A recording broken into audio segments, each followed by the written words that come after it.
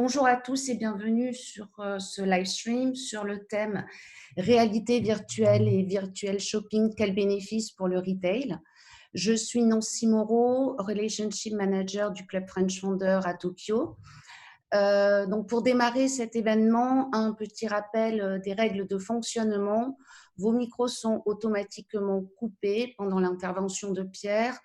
Lors de la session Q&A, vous pouvez cliquer sur Raise a Hand en bas de votre écran. Votre micro sera alors activé. Vous pourrez interagir et poser vos questions. Lorsque la réponse à la question aura été donnée, nous couperons automatiquement votre micro pour laisser la parole à d'autres participants. Et vous pouvez aussi poser vos questions depuis le chat online. Donc, nous sommes heureux d'accueillir aujourd'hui Pierre Richer, expert de la réalité virtuelle et CEO de virtualshop.me et 360 to Visit. Pierre va aujourd'hui aborder plusieurs thèmes. Pourquoi la réalité virtuelle sera la valeur ajoutée de demain? Quels sont et seront les bénéfices pour le retail, la relation client avec la marque, la fidélité, la communauté, et quel sera l'impact sur le e-commerce? Donc, Pierre, je te laisse la parole. Bonjour à toutes et tous. Merci pour cette introduction, Nancy. Donc, effectivement, on va parler de virtual réalité et de nouveaux e-commerce. En tout cas, on va essayer de présenter un peu une nouvelle façon de percevoir le e-commerce et en particulier pour le retail de produits à valeur ajoutée. Je vais essayer de passer rapidement sur la présentation.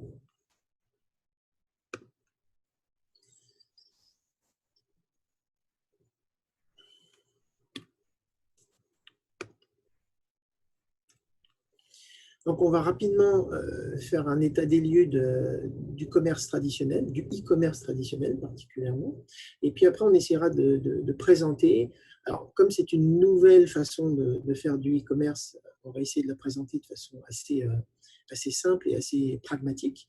Puis après, on essaiera de voir comment elle peut répondre aux différentes questions des faiblesses du e-commerce actuel et puis à qui ça peut s'adresser. Donc, sans remuer le couteau dans la plaie, qui est encore béante actuellement d'ailleurs, on peut préciser qu'on a tous à l'esprit la situation que nous impose cette pandémie et les énormes pertes liées à ce Covid-19. Mais ce qui est le plus important et ce qui me paraît plus inquiétant, c'est pour la reprise. Les études nous montrent que les gens ne sont pas très enclins à retourner dans les magasins. Et ça pose un problème au moins pour la première partie de la reprise après cette pandémie.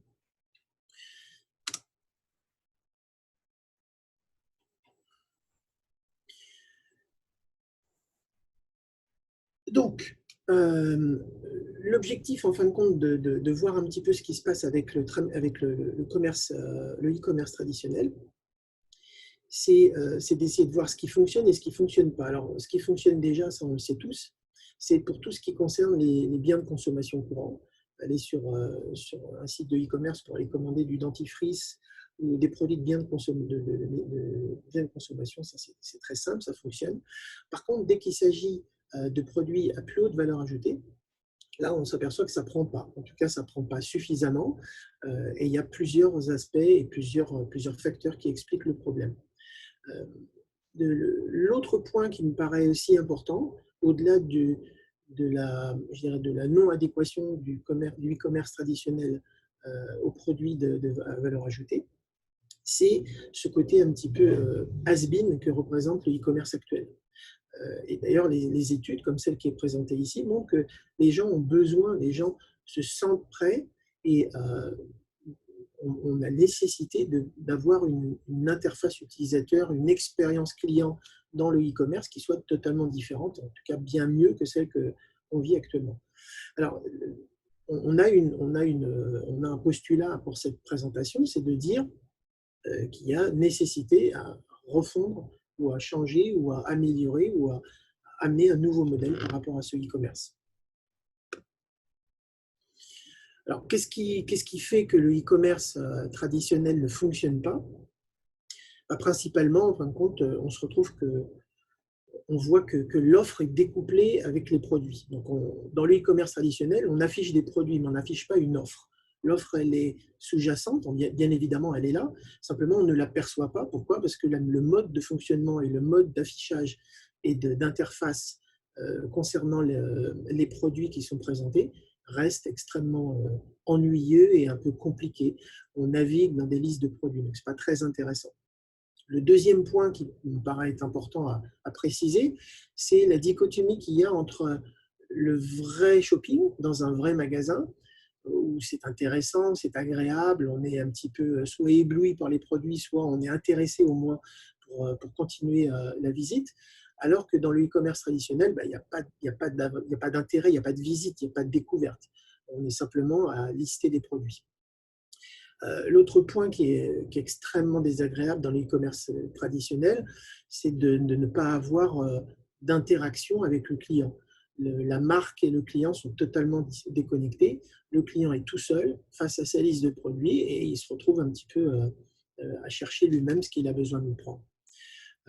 Et l'autre point qui est, à mon avis, encore plus important concernant les produits de luxe, c'est que généralement, quand une personne va dans un magasin de marque, elle s'attend à être considérée comme un client un peu plus important que d'aller faire ses courses au supermarché. Et donc là, il n'y a pas du tout cette dimension d'exclusivité, de pampering et de prise en compte du client.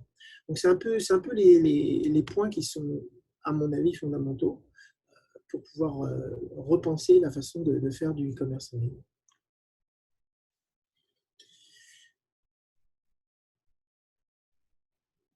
Donc, qu'est-ce que va pouvoir apporter la réalité virtuelle au e-commerce? Moi, j'y réponds, j'essaie de présenter cette nouvelle dimension et cette nouvelle façon de faire du e-commerce par un nouveau paradigme.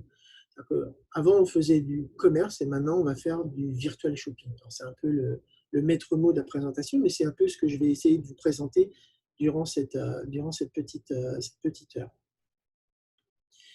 Alors, qu'est-ce que c'est que la réalité virtuelle? Alors, j'ai simplifié la définition, il y en a plein, ce n'est pas la peine de faire du compliqué quand on peut faire simple, c'est simplement simuler la réalité. Alors, il y a différents points, j'évoque simplement un petit point de sémantique, on parle de réalité virtuelle, de réalité augmentée, de mixed réalité. Alors, tout ça, ça concourt à la même chose, c'est-à-dire qu'on essaye d'amener ce qui existe dans la vraie vie sur un écran d'ordinateur ou sur une tablette ou un téléphone mobile, et on va voir les différentes déclinaisons. Alors, le point fondamental, et pourquoi je parle de nouveau paradigme, c'est que jusqu'à présent, le client parcourt une liste de produits. On peut dire que c'est uniquement ça qu'il fait dans un commerce en ligne traditionnel. Et la nouveauté, c'est de dire, OK, on va prendre l'utilisateur, on va prendre ce client et on va le mettre au centre du magasin, exactement de la même façon qu'il est au centre du magasin quand il est dans un vrai magasin. Donc c'est ça la vraie différence, c'est ça le point fondamental et le point de départ de la présentation du virtual shopping. Alors comment ça fonctionne? Je vais essayer de rapidement, très vite, passer sur la présentation un peu technique. Alors, là, c'est juste pour montrer les différents points. Donc, on part du client, on part de l'existant, c'est-à-dire des magasins réels. Et à la défaveur d'un Covid-19, ou bien si le client n'a soit pas le temps, soit pas envie, soit pas la possibilité d'aller dans les magasins réels, on va lui donner accès à ces virtual stores par l'intermédiaire de sites web. Alors là, c'est pareil, on va essayer d'en parler, de voir à quoi ça correspond exactement. Et à ce moment-là, le client peut continuer à aller faire son shopping.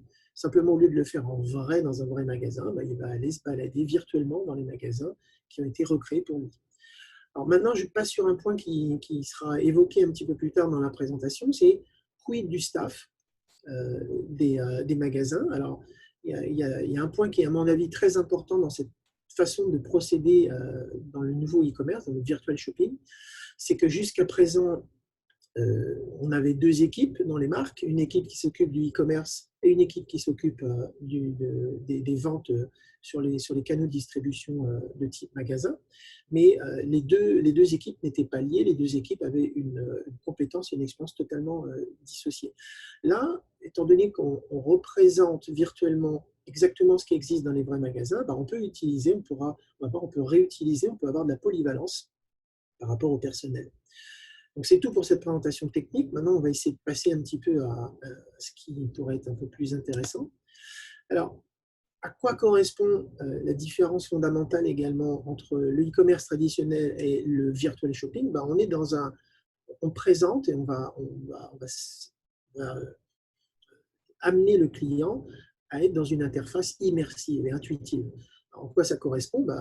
Alors on l'évoque un petit peu. Je suis désolé pour des problèmes d'accès Internet. On ne présentera pas ici quelque chose d'interactif pour éviter que ça soit un petit peu saccadé et mal vu. Mais l'objectif, c'est d'essayer d'amener l'utilisateur à une interface fluide, agréable. Il se balade dans un magasin, au vrai sens du terme. Donc, il est dans un univers à 360 degrés. Alors, qu'est-ce que c'est un univers à 360 degrés? C'est ce qu'on vit au quotidien. Quand on est quelque part, on tourne la tête, on voit des choses différentes. On se balade et c'est intuitif, c'est naturel. En compte, on essaie de réinventer la roue avec le virtual shopping. On essaie de ramener le client dans un univers informatique, mais qui représente exactement ce qu'on fait au quotidien. Alors, un autre point qui sera évoqué juste après, c'est l'objectif, c'est que cette interface, elle soit totalement responsive, c'est-à-dire qu'elle s'adapte à n'importe quel type d'équipement, que la personne se trouve sur un ordinateur, un téléphone mobile ou une tablette ou un ordinateur portable, elle doit avoir le même niveau d'expérience et la même fluidité. Maintenant, j'évoque juste un petit point très très précis pour essayer d'être bien clair avec tout le monde. Quand on parle de réalité virtuelle, on parle en général à 99% du temps d'une interface avec des équipements de type VR Google, vous savez, le casque qu'on met sur la tête pour pouvoir avoir accès à cette réalité virtuelle. Là, tout ça, c'est complètement hors jeu. Pourquoi? Parce qu'on a besoin d'amener cette réalité virtuelle pour tout un chacun. Donc, absolument aucune nécessité d'acheter ou de s'équiper d'un équipement quelconque. Et bien évidemment, de la même façon, il faut impérativement que l'utilisateur ne soit pas sollicité pour installer un logiciel, un driver ou une application quelconque avant même de pouvoir accéder au magasin en ligne virtuel. Là, on est dans une interface totalement standardisée. On est sur une page web. Et donc, pour conclure sur cette petite slide, le virtual shopping doit, à mon sens, se faire exclusivement à partir d'une page web qui n'a absolument pas besoin d'éléments complémentaires à ce qui existe pour l'utilisateur lambda. Alors, on va essayer de voir un petit peu à quoi correspond cette interface intuitive. Donc là, je vous ai représenté un screenshot d'une interface d'un magasin Ralph Lauren, pour ne pas le nommer. On se trouve dans cette interface et on voit un peu les composants classiques d'une visite virtuelle, d'un virtual tour. Alors, pour ceux qui connaissent, quand on va sur Google Maps et qu'on essaye de voir ce qui va se passer quand on sera dans la rue du lieu qu'on est en train de rechercher, on a un Google Street View. Et ce Google Street View, c'est exactement la même chose, c'est-à-dire qu'on est dans un environnement virtuel. Là, on est exactement dans cette même configuration. L'utilisateur a à sa disposition à la fois, donc je vais essayer de vous montrer ça, on va avoir à la fois des signes classiques de navigation qu'on va retrouver un petit peu dans tous les sites classiques ou les visites virtuelles classiques. On va retrouver ici, alors c'est un exemple, il y a plusieurs types d'interfaces possibles pour pouvoir naviguer dans un magasin en ligne. On va se retrouver également avec des zones de navigation. On en parlera un petit peu après. Donc ça, c'est ce qu'on appelle de la réalité augmentée. Pourquoi? Parce qu'on va essayer de plaquer des éléments qui n'existent pas dans la réalité. Ce panneau translucide n'existe pas dans le vrai magasin. Par contre, on le fait apparaître dans cette interface pour fluidifier et pour aider l'utilisateur et le client à s'y retrouver à l'intérieur de cette visite. Alors, qu'est-ce qu'il y a comme deuxième élément clé par rapport au commerce traditionnel en ligne? C'est de rajouter tous les éléments qui pourraient être à disposition d'une marque déjà existante durant la visite à l'intérieur du magasin virtuel. C'est assez classique, on peut le retrouver également dans un site de e-commerce. Par contre, là, on les met plus en exergue, on essaie d'amener plus l'utilisateur à consommer des produits, des composants multimédia pour l'aider dans sa démarche de découverte des produits. Alors là, il est précisé images, vidéos, HTML, CSS. Alors HTML, CSS, ça veut dire quoi? Ça veut dire que tous les composants et tous les contenus qui existent actuellement sur le web peuvent être intégrés dans un virtual shop. L'autre point, bien évidemment, alors là, on est à l'image du site de e-commerce traditionnel, mais on va un peu plus loin, c'est qu'on présente les détails des produits, de chaque produit. Et l'avantage, c'est, contrairement au magasin classique, c'est quand on n'a pas besoin de demander au vendeur ou à la vendeuse de nous expliquer chacun des articles présents dans le magasin, même si c'est nécessaire et que c'est une plus-value fondamentale pour la vente. Là, le client peut aller découvrir les produits un par un tel qu'il le souhaite.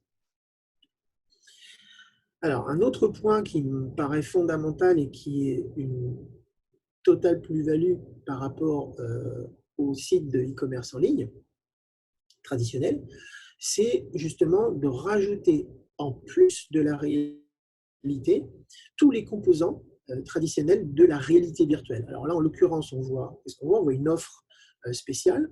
Cette offre spéciale n'existe pas, là encore, dans le magasin, dans le vrai magasin. Par contre, elle apparaît ici comme un élément interactif et comme un élément dynamique. Et le point fondamental, c'est que pour un même magasin en ligne, pour un même virtual shop, on va pouvoir faire apparaître de façon totalement programmée et définie par la marque en elle-même des offres spéciales et des éléments d'incentive qui vont pouvoir amener le client à être attiré plus par une offre que par une autre. Alors, j'en profite également pour préciser un point fondamental également à l'offre de Virtual Shop. À mon sens, et pour ce qui existe actuellement, le Virtual Shop doit être opéré par la marque, ou en tout cas doit être opéré non pas par l'éditeur et par le fournisseur de services du Virtual Shop, mais par la marque elle-même, de façon à être totalement indépendant et totalement autonome pour pouvoir créer et être dynamique, quel que soit l'endroit où se trouve le Virtual Shop. Alors, ça nous amène à parler d'un des intérêts qui seront listés un peu plus loin, c'est-à-dire le targeted marketing que j'évoque ici. C'est, prenons l'exemple de cet endroit dans le magasin Ralph Lauren. Vous avez 3 types de clients. Vous avez le client régulier, vous avez le client qui est déjà membre du magasin, qui possède déjà une carte, et puis vous avez le VIP. Pour le même magasin, pour la même visite, ces 3 différents clients vont découvrir 3 offres différentes ou 3 propositions avec des promotions ou des messages particuliers qui seront adressés à chacun de ces typologies de clients. Ça me paraît aussi important pour le préciser. Un autre point qui nous permet de parler, je dirais, d'une avancée fondamentale, en tout cas d'une avancée significative pour les virtual shops par rapport au commerce traditionnel en ligne, c'est d'essayer d'être interactif. C'est là où le commerce en ligne traditionnel laisse totalement le client seul devant son ordinateur et devant les produits. Là, l'objectif, c'est de pouvoir lui donner la possibilité d'interagir avec une personne, avec un représentant de la marque ou un représentant du magasin. Bien évidemment, les deux sont les mêmes. Alors, ça, c'est fondamental à mon goût. Pourquoi? Parce qu'on passe… Donc là, vous avez 2 éléments. Hein. Les 2 éléments peuvent être totalement dissociés ou associés. Vous avez la possibilité de faire appel à un téléconseiller ou de faire appel… Alors, tout dépend de la configuration des magasins et de la marque et de la stratégie, ou de faire appel à une personne qui se trouve actuellement dans le magasin et qui aurait la possibilité d'être mis à contribution pour la promotion des produits de son magasin. Alors, on parle de son magasin, vous allez voir après dans les slides d'après pourquoi je parle de ce magasin en particulier. C'est un des intérêts également du Virtual Shop. Également, on peut proposer de façon interactive ou enregistrée la promotion de produits de façon à ce que l'utilisateur puisse se trouver un peu dans la même configuration que s'il était dans un vrai magasin. Est-ce que vous pourriez me présenter tel produit, s'il vous plaît, ou auriez-vous la possibilité de me présenter des produits similaires à ce que je souhaitais chercher initialement?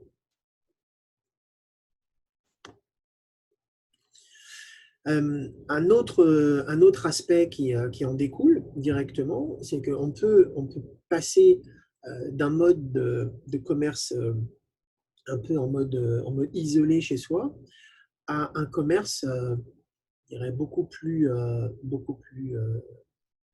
je dirais, communicatif.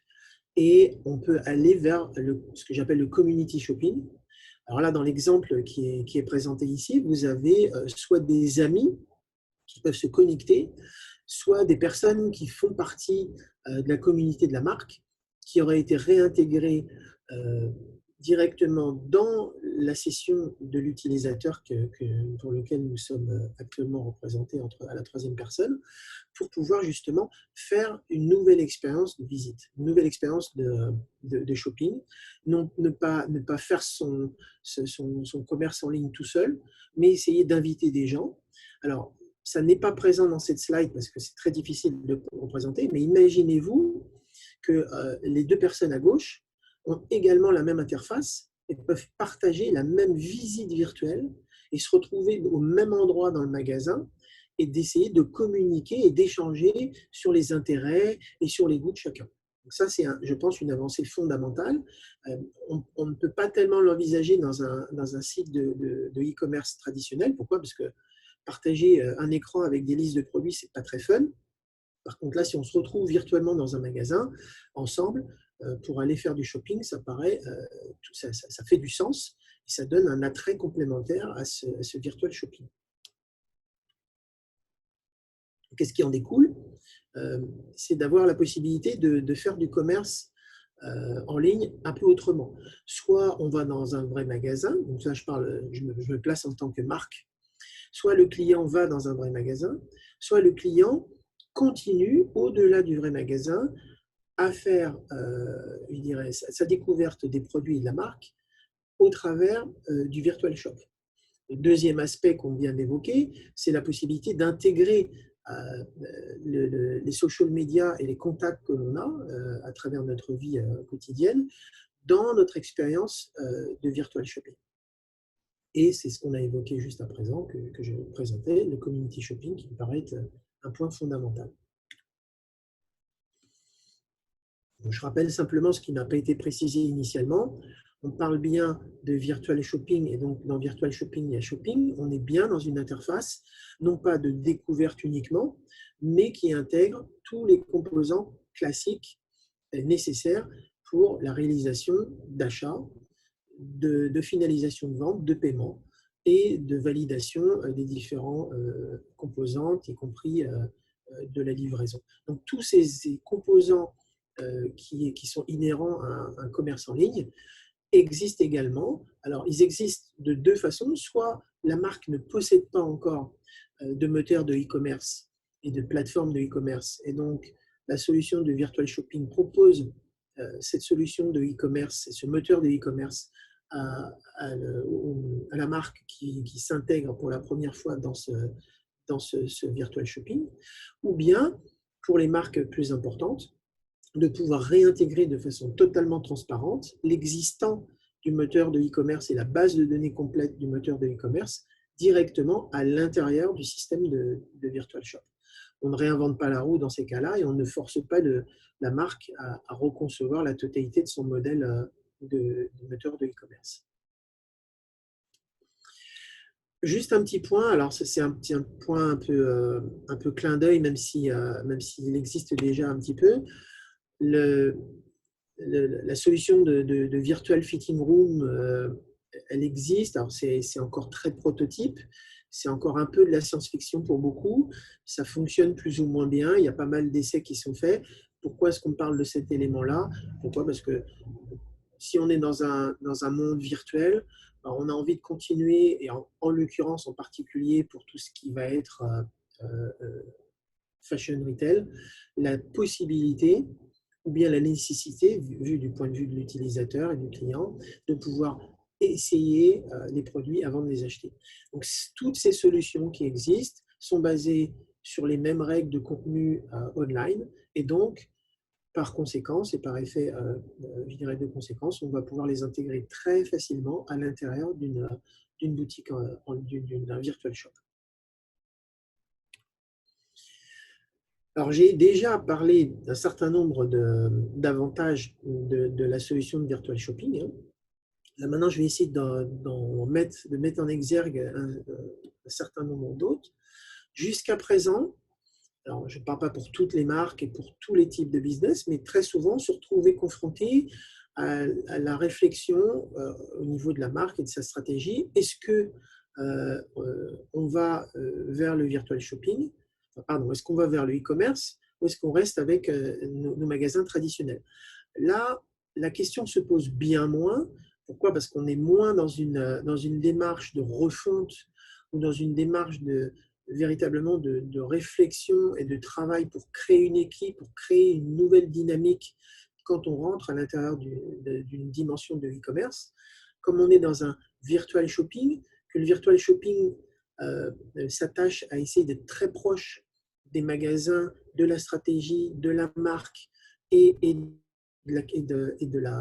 l'offre, bien évidemment, on arrive à mutualiser les services marketing et la stratégie de façon à pouvoir la distribuer très simplement, soit en mode réel, soit en mode virtuel. Je pense qu'on a levé un point de barrage par rapport à la réflexion de fond sur les marques de faire ou pas du e-commerce.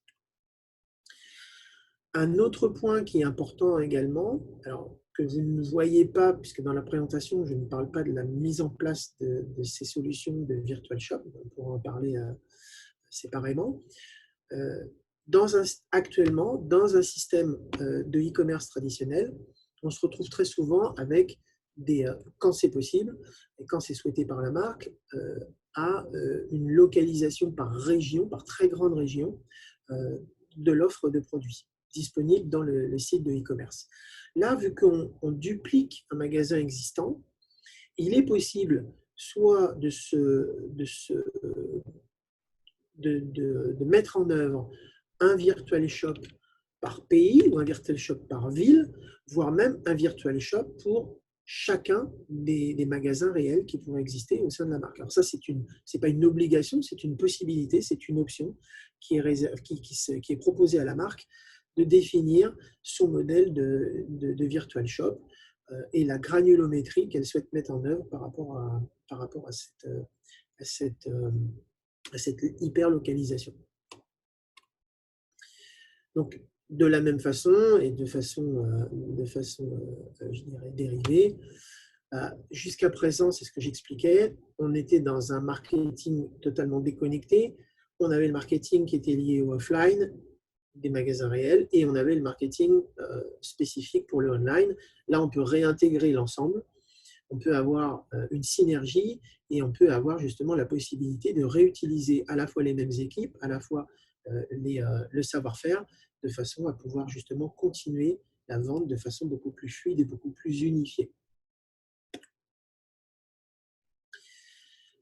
Donc, pour continuer sur ce sujet, généralement, avec le commerce en ligne traditionnel, quand le client n'est plus dans le magasin, il sort de l'univers de la marque. Et donc, s'il a envie de continuer à faire du shopping, il va se retrouver non plus dans un magasin, mais dans une liste de produits qu'on évoquait jusqu'à présent. Et donc, il y a une scission entre le réel et le virtuel.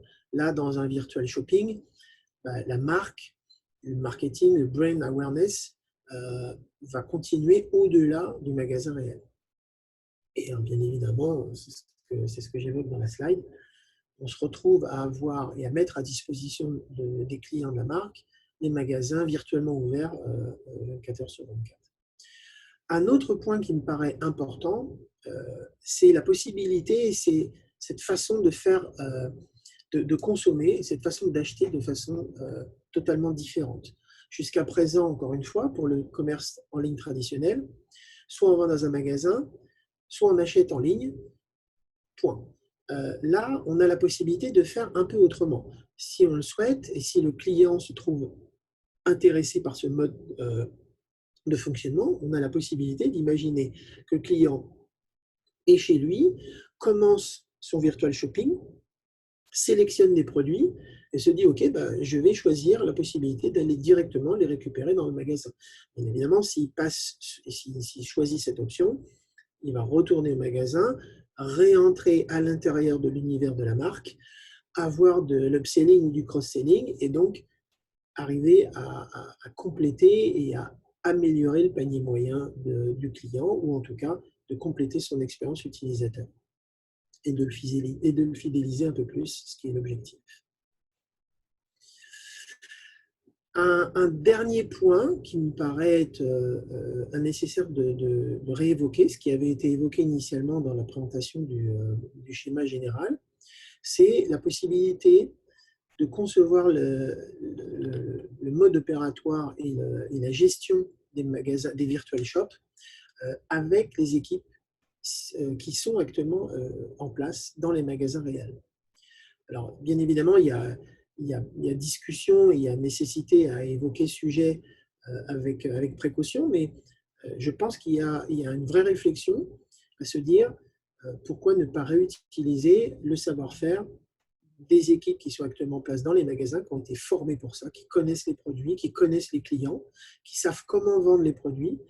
Et bien évidemment, quand on essaie de dupliquer cette expérience client dans les virtual shops, il y aurait possibilité, en tout cas, il y aurait réflexion à pouvoir réutiliser ces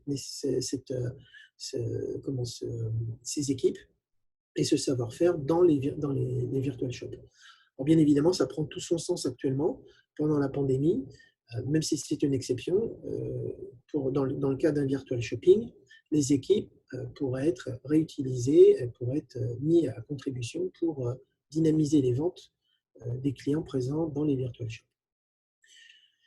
Voilà, je pense avoir fait à peu près le tour de la présentation générale. Alors, j'ai essayé d'être assez rapide et concis. J'espère que c'était assez clair pour la plupart de vous. Nancy, je te laisse reprendre la main maintenant. Alors, merci Pierre. Donc, on a une question. Alors, je vais donner la parole à Thibaut qui a une première question.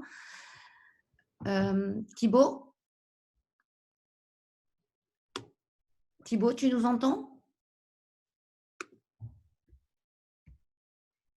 Il faut que tu…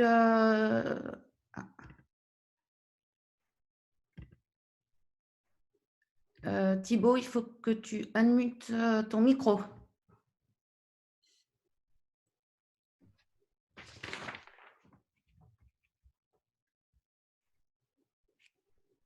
Ah, donc… Alors, pour l'instant, on va attendre que Thibaut mette son micro. A priori…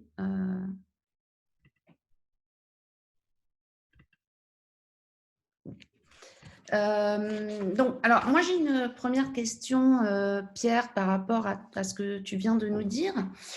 Donc, tu as présenté plusieurs bénéfices pour le retail. Aujourd'hui, en fait, combien de temps, enfin, déjà, est-ce que toutes les technologies sont disponibles et quel est le délai, en fait, de mise en place de toutes ces technologies? Oui, très bonne question, Nancy. Merci. D'ailleurs, une question qui vient d'arriver en chat. Alors, la question de chat, c'est timing pour la mise en place pour un magasin de luxe et enveloppe budgétaire. D'accord. Enveloppe budgétaire, ça ne va pas être facile d'y répondre parce que ça dépend vraiment d'un certain nombre de facteurs que je vais évoquer, mais bon, on peut en parler. Par contre, oui, on va faire un point, on va essayer d'être très, très précis. Ce que je vous ai présenté aujourd'hui pendant la présentation existe. C'est-à-dire qu'on ne parle pas de futur. La solution existe, elle fonctionne et elle peut être mise en œuvre aujourd'hui et pas dans quelques mois. Le deuxième point, c'est la mise en œuvre. Alors, la mise en œuvre est assez intéressante. C'est un sujet qui est très intéressant. Pourquoi? Parce que quand on voit ça, on se dit, bon, réalité virtuelle, bon, ça va être compliqué, ça risque de nous prendre beaucoup de temps. En fin de compte, non, ça ne prend pas beaucoup de temps. Pourquoi? Parce qu'on essaie de dupliquer ce qui existe déjà. Alors, sans aller et sans remettre en question les solutions qui seraient très haut de gamme à destination de marques de luxe qui souhaiteraient développer un virtual store très avancé technologiquement parlant, en mettant énormément de contenu interactif et de solutions très spécialisées, mais sans aller jusqu'à des choses très très compliquées. Tout ce qui vous a été présenté aujourd'hui peut être mis en œuvre assez simplement. Alors je vais essayer de vous présenter très rapidement. Le point clé, c'est comment numériser un magasin pour pouvoir le placer en ligne. Donc là, il y a un modèle qui est extrêmement simple. Il est fourni un kit à chacun des magasins ou à la marque qui peut l'amener dans les différents magasins. Vous avez un process qui est super streamline, qui est très très simple. C'est industrialisé. Les utilisateurs, les personnes qui vont réaliser cette numérisation ne sont pas des professionnels. Ça peut être les personnes qui appartiennent au magasin. Et il y a un process extrêmement simplifié qui est répété de façon systématique. C'est-à-dire que la numérisation, ça c'est un point fondamental de la question que tu m'as posée aussi, Nancy, secondaire, c'est on va pouvoir mettre à jour le magasin virtuel de façon très régulière. Pourquoi? Parce que la numérisation a été industrialisée. Elle est pratiquement robotisée, il n'y a absolument rien à inventer. Les personnes placent une caméra à des points précis du magasin, elles appuient sur un bouton, donc je dis bien un bouton, c'est la réalité, et tout se fait automatiquement et la caméra est déplacée au deuxième endroit. Donc la numérisation d'un magasin réel pour devenir un magasin virtuel est simplifiée et extrêmement industrialisée et le workflow est très très précis. Par contre, maintenant pour parler d'enveloppe budgétaire, bah, tout dépend de ce que la marque souhaite mettre en œuvre.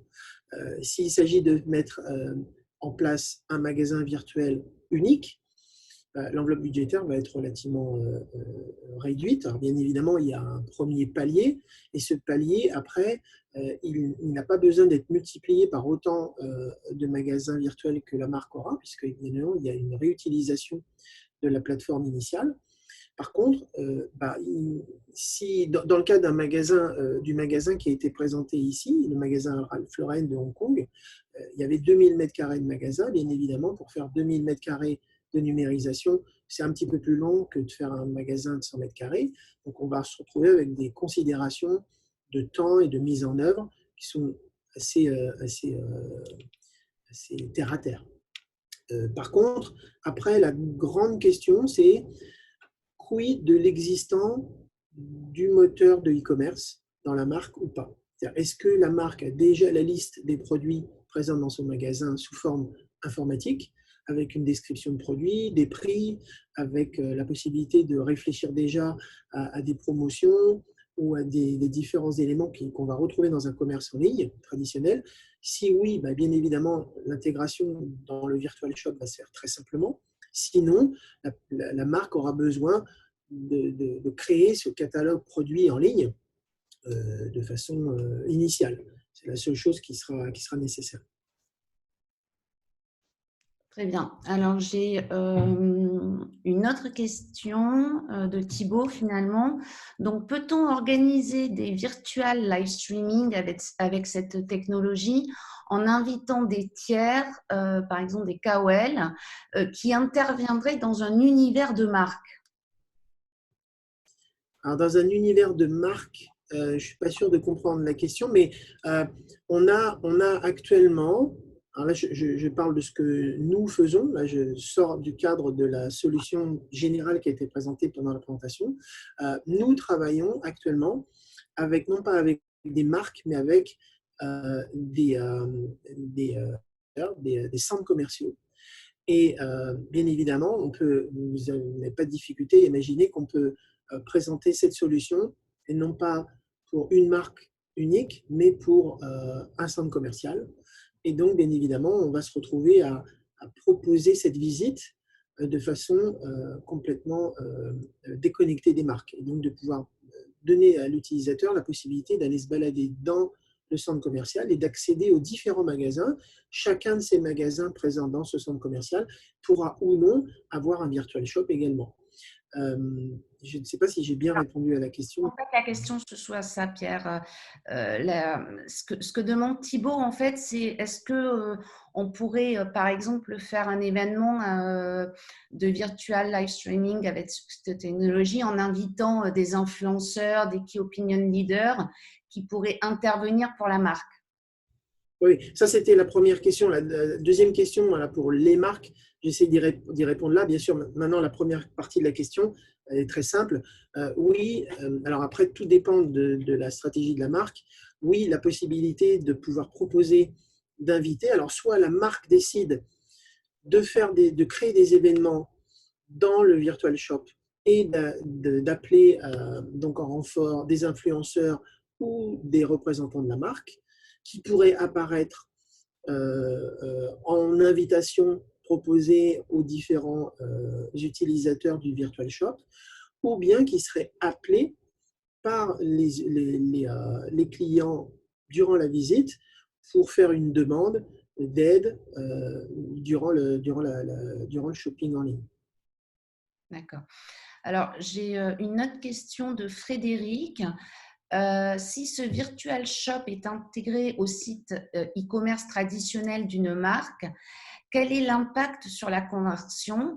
Les visiteurs récurrents réutilisent-ils ce virtual shop ou utilisent-ils le catalogue produit du site e-commerce? C'est une question auquel je ne peux pas répondre puisque je n'ai pas été confronté à cette intégration dans ce sens-là. Ce qui a été vu déjà, bien évidemment, on est dans la nouveauté, d'accord? Donc l'expérience n'est pas très très grande euh, euh, pour l'instant pour ce type de solution. Par contre, ce qui me paraît évident, c'est qu'on a un taux de conversion. Alors, je ne sais pas si on peut dire un taux de conversion. On a un taux d'adhésion beaucoup plus fort et beaucoup plus rapide des utilisateurs. Alors, et je me permettrai juste de modifier la question. Je ne pense pas qu'il s'agisse de dire on va intégrer ce virtual shop dans le site de commerce traditionnel en ligne, mais plutôt on va remplacer le site de commerce traditionnel en ligne par ce virtual shop. Alors, pourquoi je dis ça? C'est un peu pompeux, c'est peut-être un peu prétentieux de ma part, mais je pense qu'il n'y a pas d'intérêt à avoir les deux. Pourquoi demander à l'utilisateur de continuer ou de choisir entre parcourir un catalogue de produits un peu embêtant et pas très fun, plutôt que de lui dire vous avez la possibilité de vous balader à l'intérieur du magasin en ligne et de découvrir la même chose de façon plus interactive. Je pense qu'il n'y a pas de comparaison, il n'y a pas savoir si l'un est meilleur que l'autre. Je pense que quand la personne a fait l'expérience de quelque chose de plus intuitif, de plus intéressant et de plus agréable, il ne retournera pas sur le site de commerce en ligne traditionnel. D'accord. Donc, une question de Fabien. Voyez-vous une réceptivité différente au virtual shopping en fonction des âges et même certaines réticences? Je n'ai pas bien entendu. Est-ce que tu peux reposer la question, s'il te plaît? Voyez-vous une réceptivité différente au virtual shopping en fonction des âges et même certaines réticences? Alors, bien évidemment, mais alors, oui, comment répondre à ça facilement, enfin simplement? Oui, bien évidemment, il y a une réticence sur le simple fait que on demande à l'utilisateur malgré tout d'utiliser un téléphone ou un ordinateur ou une tablette. Donc, bien évidemment, l'adhésion à ce mode de commerce en ligne euh, a une première barrière, c'est l'acceptation et la compétence de la personne et de l'utilisateur en fonction de son âge aux nouvelles technologies.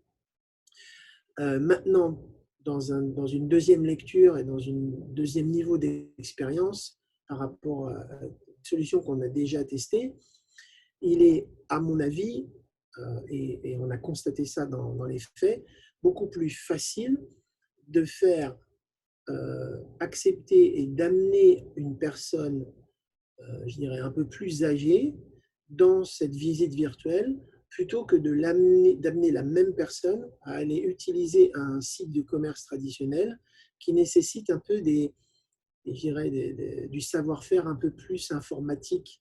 On utilise des menus, on doit cliquer, on doit sélectionner des rubriques. Ça demande une prise en main. Là, la prise en main est relativement inexistante parce qu'elle est intuitive.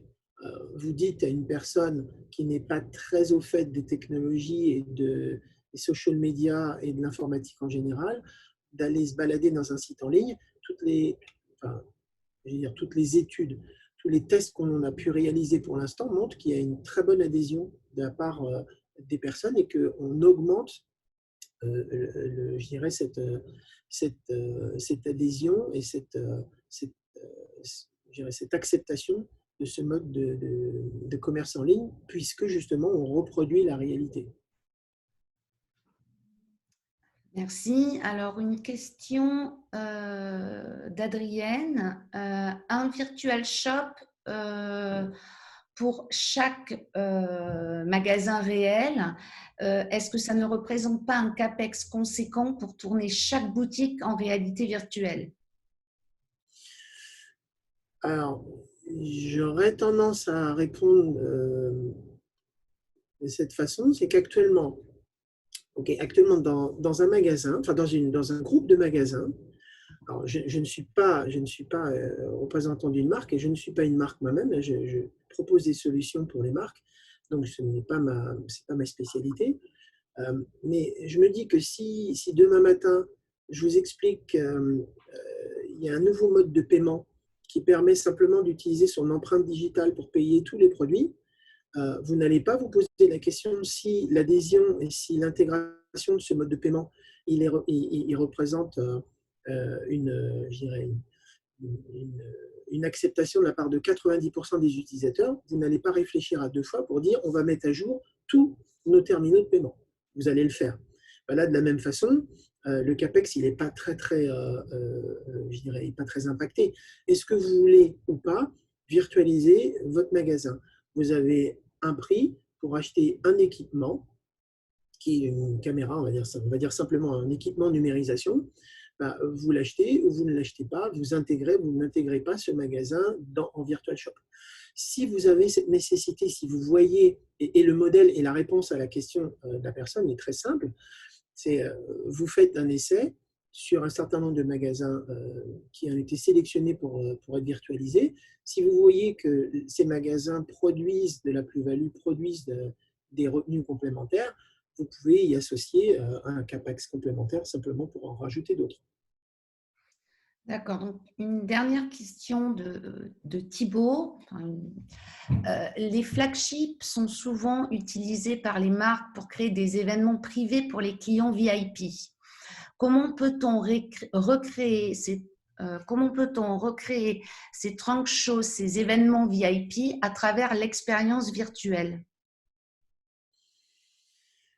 Alors, c'est une très bonne question. Le magasin qui a été présenté durant la présentation, alors même si c'est des présentations uniquement avec des screenshots, malheureusement pour des problèmes techniques liés au stream, c'est le flagship Ralph Lauren de Hong Kong. Alors, pourquoi c'est intéressant cette question? Parce que pour réaliser le magasin virtuel de Ralph Lauren à Hong Kong, ce que la marque a décidé de faire, c'est de dire, OK, on va réaliser et ils ont implémenté pour l'occasion, alors là, c'était leur choix, hein, ils ont décidé de redesigner la totalité de ce magasin avant la numérisation pour justement en faire une expérience virtuelle totalement spécifique. Mais dans les discussions qu'on a eues, et on les a eues, ces discussions avec d'autres marques également, vous avez la possibilité, un peu à l'image de ce que j'ai présenté, de proposer justement des événements qui vont mettre à profit une version très spéciale du magasin virtuel pour l'événement. Et donc, de créer et de dire, par exemple, pendant 24 heures, quand les clients vont aller dans le flagship de telle ville pour telle marque, ils vont se retrouver dans un univers de magasin qui sera différent du magasin habituel. dans lequel ils sont censés aller. Et donc, on peut rajouter à ce moment-là les influenceurs, les différentes personnes et l'interactivité. Juste un point, c'est un point que j'évoque qui n'est pas encore très facile à mettre en œuvre pour des questions de bande passante Internet pour les clients. On a fait déjà des tests. Alors, j'espère que ça va parler à nos auditeurs. On a fait déjà des tests où plutôt que de mettre l'utilisateur dans un environnement de virtual shop avec des images fixes, avec un environnement fixe, on a fait un essai avec du live streaming en 360 degrés. C'est-à-dire, qu'est-ce que ça veut dire? Ça veut dire qu'on a donné une caméra 360 degrés très petite, on l'a mis sur un représentant du magasin, et ce représentant du magasin a streamé je dirais sa présence dans le magasin. Et donc, les utilisateurs ne voyaient pas les images fixes en 360 degrés, mais voyaient le représentant de la marque se balader dans le magasin en temps réel. Et donc, prendre les produits en vrai, les présenter. Et donc, ça c'est un point complémentaire qui est généralement proposé aux marques comme justement un événement spécifique.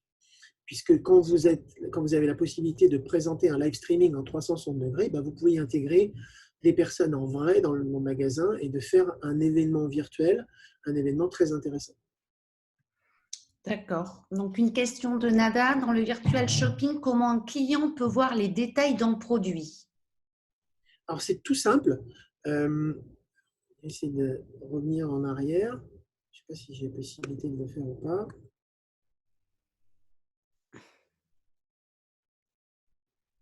Voilà, donc là, pour la présentation, ça a été très, très simplifié. Mais imaginez, vous avez autant de petits points ici. Je ne sais pas si on le voit déjà, c'était mis à jour, je pense, sur mon stream. Vous avez un petit point, vous cliquez dessus et vous avez le détail du produit. Alors, bien évidemment, chaque marque va faire appel à sa créativité. Soit c'est un détail produit très simple, soit c'est un détail produit qui va amener ce qui était présenté, soit des photos plus une description, plus une vidéo, plus une vidéo d'un modèle qui présente le produit dans le cas du fashion retail. On peut imaginer à peu près tous les types de déclinaisons. C'est là où l'intérêt du virtual shopping, c'est de pouvoir rajouter tous les éléments de contenu de présentation de produits qu'on veut au sein du virtual shop. Très bien. Donc, juste une autre question, Pierre. En termes de support technique interne, il est nécessaire d'avoir beaucoup de support technique interne ou externe pour intégrer en fait de la réalité virtuelle? C'est une très très bonne question. Je ne l'ai pas évoqué dans ma présentation. Alors, l'objectif de ce virtual shopping, c'est de mettre non pas une solution très compliquée à disposition d'une marque en forçant la marque à être attachée à une équipe dédiée d'une société comme la mienne ou d'une autre pour opérer le même magasin en ligne, mais bien au contraire, la solution que nous proposons, par exemple, c'est de mettre à disposition ce qu'on appelle un back-end, une interface, et cette interface va permettre à la marque, par le biais des responsables de magasins ou par les personnes en place au sein de la marque, de pouvoir éditer, modifier, changer, adapter et mettre à jour tous les éléments du Virtual Tour par eux-mêmes. Ça, c'est fondamental, c'est par eux-mêmes. Ils veulent mettre en place une offre spécifique, ils veulent afficher une offre promotionnelle, ils cliquent, ils rajoutent cet élément directement avec un éditeur extrêmement intuitif au sein du magasin virtuel. Et au moment où ils cliquent OK, c'est en ligne, ou bien ça peut être programmé pour dire cette promotion sera mise en œuvre entre telle date et telle date, et de rajouter les éléments. De la même façon, si le moteur de e-commerce qui est derrière, c'est-à-dire la définition et la description des produits, la liste de prix, la mise à jour des prix, tout ça est déjà existant dans la base de données de la marque, ça se met à jour en temps réel. Donc, on peut l'adapter. Mais bien évidemment, il peut y avoir une spécificité au magasin de pouvoir proposer des prix différents. Et donc, là encore, le responsable du magasin, on peut imaginer très simplement le responsable du magasin étant à même d'éditer les différents composants, les différents paramètres de son magasin en ligne par lui-même. D'accord. Donc, une dernière question, parce qu'il nous reste 2 minutes. Donc, de Fabien, typiquement, combien de temps pour mener à bien un premier projet de virtual shopping opérationnel qui délivre des résultats? Votre expérience recommande-t-elle une montée en puissance graduelle? Alors, comme le e-commerce, c'est une très bonne question également, comme le e-commerce traditionnel, c'est le premier magasin qui coûte le plus en termes d'intégration je dirais, des équipes de la marque pour réaliser le premier virtual shop. Alors, je vais essayer de donner des ordres de grandeur, sans bien évidemment imaginer un instant pouvoir répondre à tous les types de commerce qui souhaiteraient mettre en place cette solution. Je vais essayer d'être très synthétique. Numérisation d'un magasin de 2000 m², une journée. Intégration de cette numérisation dans un virtual shop, on va dire quelques jours. Et après, le plus difficile, c'est la réflexion au sein de la marque pour dire quel produit on veut mettre en avant, parce que bien évidemment, vous avez la possibilité, et comme tout est interactif, vous pouvez démarrer le magasin en ligne, le virtual shop, avec une centaine de produits détaillés, c'est-à-dire pour lesquels on peut avoir des détails, on peut cliquer, sélectionner et acheter. Et vous pouvez augmenter ce taux de conversion du nombre de produits disponibles au sein du virtual shop graduellement. Donc, on peut imaginer une mise en œuvre. Alors, le problème de la mise en œuvre et du délai, il est fondamentalement lié à est-ce que la marque a ou pas déjà un moteur de e-commerce et est-ce qu'elle veut l'intégrer ou pas quand on clique sur les produits. Ou bien est-ce qu'il faut recréer le catalogue spécifique pour le magasin? Ça, c'est une vraie question. Si effectivement le catalogue en ligne existe déjà et qu'il peut être réutilisé, eh ben, le magasin en ligne va faire des appels directement au moteur de e-commerce et le moteur de e-commerce va présenter un peu sur la slide que vous voyez actuellement, le contenu qui est affiché provient directement du catalogue en ligne de Ralph Lauren. Donc là, ça sera très rapide. Si par contre, la marque a décidé de faire quelque chose de très spécifique pour ce magasin, bah, il faudra qu'elle édite un par un les produits qui seront dans le virtual shop. Très bien. Donc là, on a plus de temps. Il y a encore quelques questions, mais je proposerai des mises en relation sur la plateforme French Founder aux gens qui ont encore quelques questions. Merci Pierre pour ton intervention passionnante. Merci à tous les participants. Pierre, tu souhaites ajouter quelque chose? Oui, alors déjà, merci à tous et à toutes d'avoir participé à cette présentation. J'espère avoir été clair. Juste toutes mes excuses, parce que comme je l'ai précisé, compte tenu des problèmes et des limitations liées au streaming vidéo, on n'a pas pu vous présenter une vraie expérience interactive pendant cette vidéo pour éviter les effets désastreux je dirais de lag. Mais bien évidemment, on est ouvert à présenter des solutions aux personnes qui le souhaitent de façon totalement déconnectée de cette présentation.